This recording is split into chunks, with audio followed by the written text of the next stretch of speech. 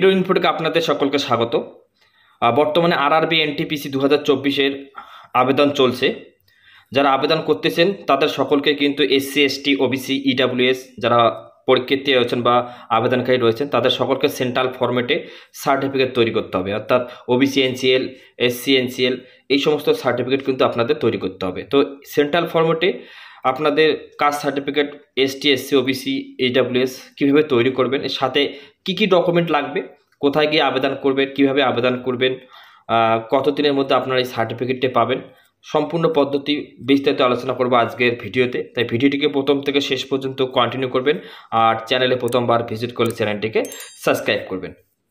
আপনারা এই মুহূর্তে দেখতে পাচ্ছেন format for SC ST certificate, এটা হচ্ছে এসটি এসসি সার্টিফিকেটের ফরম্যাট। এরপর রয়েছে ওবিসি, এটা হচ্ছে ওবিসির জন্য আদার ব্যাকওয়ার্ড ক্লাসেস। তারপরে রয়েছে নিচে দেখবেন ইডাব্লিউএস। এই ফরম্যাটগুলো যার যেটা দরকার সে সেটা নিয়ে ফিল আপ করবে, এবং ফিল আপ করার পর যেখানে যেখানে যা লিখতে হবে সেটা সুন্দরভাবে ফিল আপ করবে। ফিল আপ করার পর সাথে আপনাদের নিজস্ব আধার কার্ড, ভোটার কার্ড ডকুমেন্ট দিতে হবে, ফটো দিতে হবে। ফটো যেখানে 2 কপি লাগবে সেখানে আপনারা বেশি বেশি করে রাখবেন, আর জেরক্সও অনেকগুলো করে রাখবেন। তার সাথে আপনার গার্জিয়ানের, আপনার বাবা মা, যদি আপনার গার্জিয়ান না থাকে তো আপনি লোকাল গার্জিয়ান হিসেবে কাকে রাখছেন তার আধার কার্ড, ভোটার কার্ডের জেরক্স লাগবে। এরপর আপনি যে স্থায়ী বাসিন্দা রয়েছেন সেখানকার রেসিডেন্সিয়াল লাগবে, তারপর ডোমিসিয়াল লাগবে। এরপর বিডিও বা এসডিওর ইনকাম সার্টিফিকেট লাগবে। নেওয়ার পর আপনি এসডি অফিসে বা এসডিএম অফিসে বা ডিএম অফিসে গিয়ে আবেদন করবেন, এবং সাথে অবশ্যই একটা দরখাস্ত লিখতে হবে।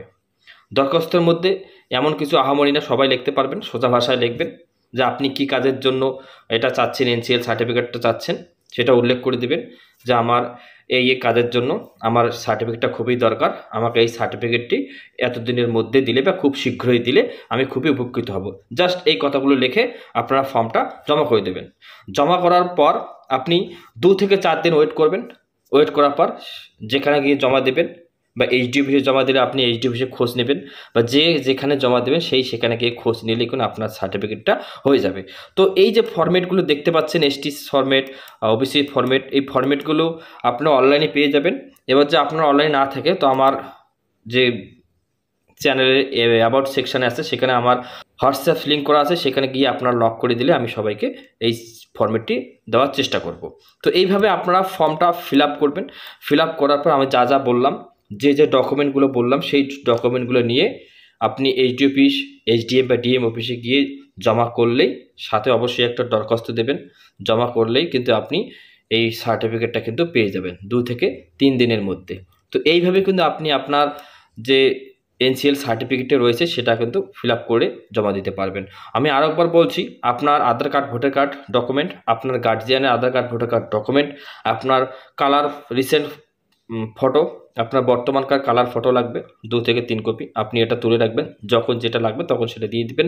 এবং আপনার যে ফর্মেটটা রয়েছে সেই ফর্মেটটা প্রিন্ট আউট করে সুন্দরভাবে ফিল আপ করবেন। ফিল আপ করার পর একটা দরখাস্ত লিখবেন, দরখাস্ত লেখার পর আপনি জমা করে দেবেন। জমা করার পর যদি আপনার চেনা পরিচয় থাকে তো দাঁড়িয়ে দাঁড়িয়ে কাজটা করে নিতে পারলে ভালো, তাহলে আপনি জমা করে যাবেন, 2 থেকে 3 দিনের মধ্যে আপনি এটা পেয়ে যাবেন। তো এইভাবে কিন্তু আপনারা করলে আপনি যে আরআরবি এনটিপিসির আবেদন চলছে সেখানে গিয়ে কিন্তু অ্যাপ্লিকেশনটা করতে পারবেন। তো এইভাবে আপনারা এনসিএল সার্টিফিকেটটি আবেদন করে নিতে পারবেন। এটাই ছিল আজকের আপডেট। আপডেটটি ভালো লাগলে অবশ্যই লাইক, কমেন্ট, শেয়ার করবেন, আর চ্যানেলে প্রথমবার ভিজিট করলে চ্যানেলটিকে অবশ্যই সাবস্ক্রাইব করবেন। ভালো থাকবেন, সুস্থ থাকবেন, দেখা হবে অন্য কোনো ভিডিওতে। ধন্যবাদ।